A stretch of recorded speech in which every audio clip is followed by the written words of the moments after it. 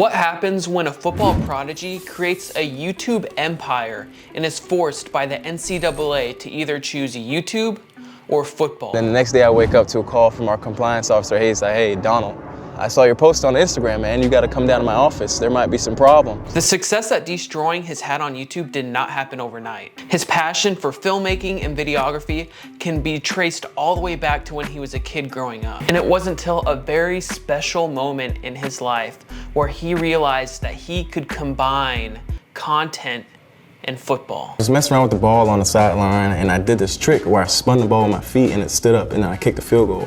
So our equipment manager at the time, her name was Allie, she's like, oh, now you gotta record this. You gotta do that again, and I'm gonna record you. We did it, she recorded it, I posted it on Twitter, and it went viral. SportsCenter picked it up, ESPN, like all these big sports news outlets picked it up, and I don't know, that was kind of like my awakening that I could combine sports and content. And let's take a look back to see how the NCAA investigated this. And eventually, they were like, listen, if you were making all these videos with a mask and you never said your name, this would be perfect. But since you didn't and you're associating your image likeness with your football skills and your YouTube videos, then I'm sorry, you either have to donate all the money back, you have to delete your channel, you have to disassociate yourself with all that you built to keep your eligibility, or you could just continue doing what you do and basically forfeit your eligibility. Imagine how frustrating this must be. You're making all this content, you're putting in all these hours to grow your brand, and then they say, no, like, sorry, you can't do that. He went with his gut and he decided to pursue YouTube. He put in hours and years of work to lead up to this point. They gave me the ultimatum. I either gotta pick my scholarship or I pick my YouTube channel. I chose YouTube, and now we're on GQ, baby. So it's no surprise that DEESTROYING chose YouTube, right? It's the second day of me trying to edit this video, or third day, and as you can see, like I haven't like my hair. What's going on? With my, come on. And I was trying to paint a you versus them mentality, where like DEESTROYING was better off than a lot of these NFL athletes, because these NFL athletes just end up wasting so much of their money. The video just wasn't turning out the way I wanted it to, but there's a book I'm reading that talks exactly about this topic. It reads, "The professional athletes are classic examples." Examples of what? Often they are recruited fresh out of high school, more off the college playing fields with virtually no life training under their belts. They've never been prepared for what they're facing. The applause intoxicates them. That's a really good example of someone who gets all this money at once but doesn't have any financial training. Sometimes I feel like my content should be more polarizing. I'm not really choosing a side because I don't know if what the NCAA did to DEESTROYING's channel was wrong or right. Like, I just don't know, man. I'm sorry.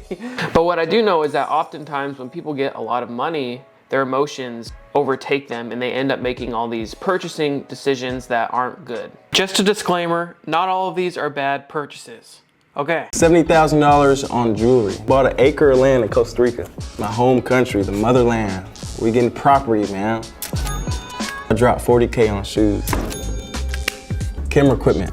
We gotta drop these bangers for y'all. The thing with me and the thing about my channel, it continues to grow, it continues to get better, it continues to evolve. So we gotta invest into the equipment. We bought all new cameras, editing software, whatever it may be, we just gotta reinvest into the channel. I gave out $10,000. 10 bands could change people's lives, bro. So just reinvesting into the community. The community is important to me. They helped me be where I am today. I mean, if I didn't have you guys' support, I don't know where I'd be at. So on top of all the success, he also finds ways to give back to the community, which I think is great. I don't know what these kids are gonna spend this $10,000 on, but I guess that's not really our problem, or that's not for us to decide. And for DEESTROYING to get up to this point, he had to take a lot of risk. It might not be much of a secret, but that's the secret. Honestly, I think don't fear and take risk while you can. There's this really cool transition I'm gonna try and do, so let's just see if it works out.